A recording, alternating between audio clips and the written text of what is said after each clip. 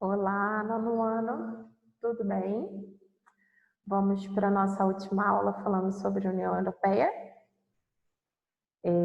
Hoje vai ser uma aula atípica, porque nós vamos falar sobre o Reino Unido e sobre o Brexit.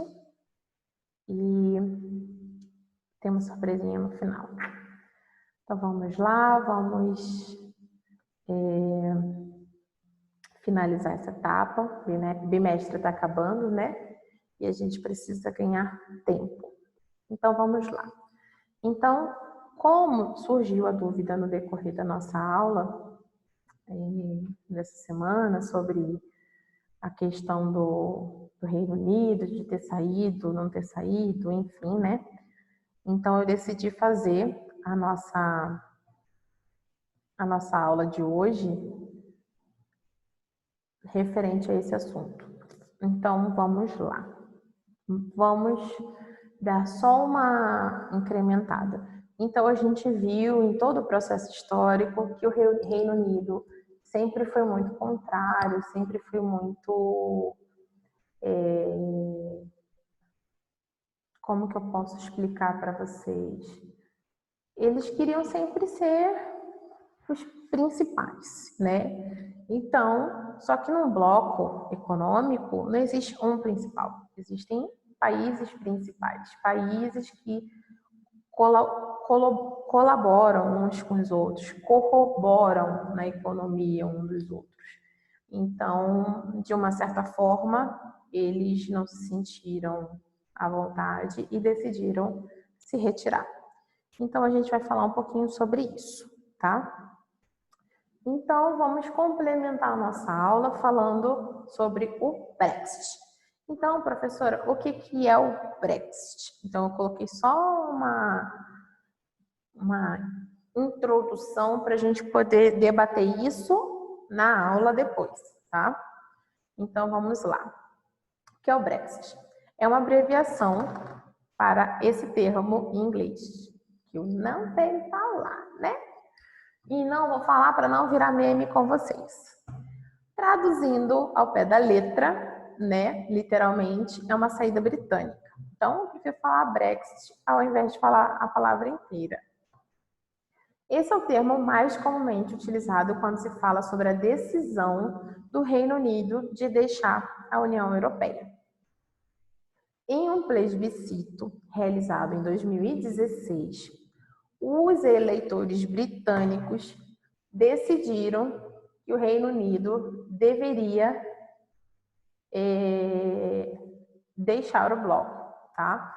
Então, na votação, 52% foram a favor dessa saída, 48% eram contra. Então, a gente percebe aí que não foi uma decisão que foi a maioria em si que queria essa retirada. Então, praticamente metade da população queria, metade não. Eu acho que se tivesse ali um percentual, por exemplo, 70% quer e outro não, a gente saberia que realmente a maior parte da população queria, mas não foi o caso. Mas enfim, né? O que prevaleceu foi a quantidade de votos. Mas essa saída não aconteceu de imediato. Assim como todo acordo, todo contrato, a gente tem períodos que a gente precisa manter, né, cumprir com as nossas obrigações. Então, mesmo tendo tido essa votação, mesmo tendo sido confirmado de que eles iriam sair, eles tinham alguns compromissos que eles tinham ainda que cumprir, algumas exigências que eles tinham que cumprir. Então, foi determinado que eles iriam sair em janeiro de 2020, tá? Minto. Era dia 29 de março de 2019 e foi prorrogado para 31 de janeiro de 2020. Em março de 2017, a decisão de deixar a União Europeia foi notificada ao bloco, ou seja, a União Europeia. E segundo o artigo 50 do Tratado de Lisboa, que a gente viu também nas outras aulas, uma vez comunicado, o desmembramento se efetiva 2 anos depois. Então, o Brexit foi oficializado em 31 de janeiro de 2020, tá? Desde então, ocorre um período de transição de 11 meses, onde o Reino Unido ainda vai ter que cumprir as regras da União Europeia, ou seja, mesmo saindo, ele em 11 meses, ele ainda está vinculado à União Europeia. Ele ainda tem algumas obrigações, atribuições que ele precisa fazer para a União Europeia, com a União Europeia. As grandes mudanças vão começar quando essa transição terminar. Mas a União Europeia é, a partir de agora, um clube de 27 membros e não mais 28, porque ele já saiu oficialmente. Só está cumprindo esse prazo aí que é de afastamento. Isso significa que o Reino Unido continua, por enquanto, sendo um único mercado e mantendo as regras alfandegárias.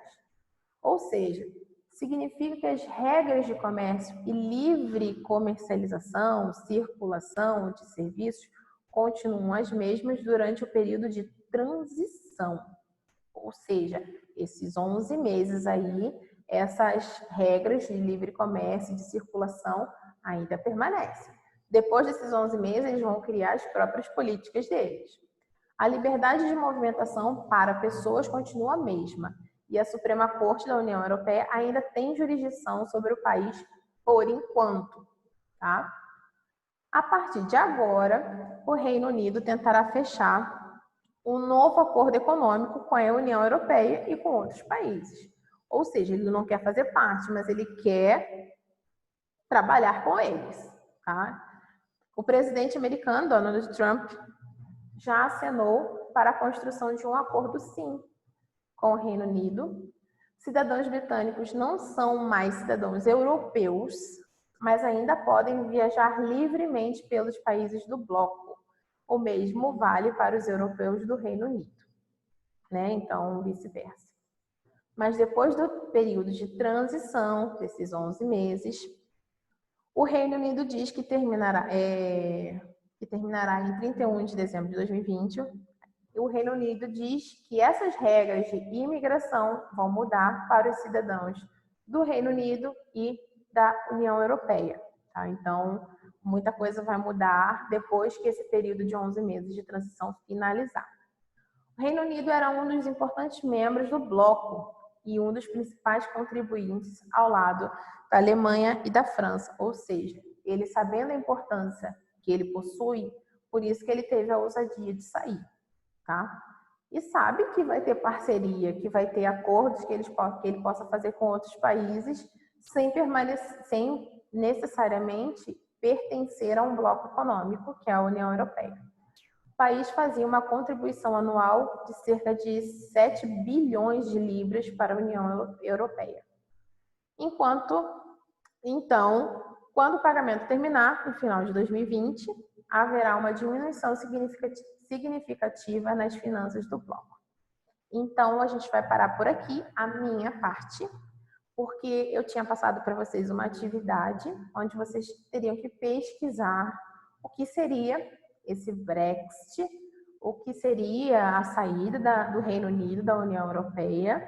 Isso vocês teriam que falar com as próprias palavras, explicando. Então, a videoaula de hoje termina aqui e nós vamos continuar esse assunto na sala de aula, né? Debatendo, comentando, cada um falando a sua visão, o que acha certo, o que acha errado. Opinar é sempre certo, independente se a resposta não esteja correta. O importante é que você tenha a opinião formada e que a gente possa contribuir e se ela estiver errada, a gente consiga fazer você entender de uma outra forma, tá bom? Então, nós vamos parar por aqui a nossa videoaula de hoje. Espero que vocês tenham entendido. Caprichem na atividade e nós vamos conversar sobre ela na sala de aula, tá bom? Até a próxima!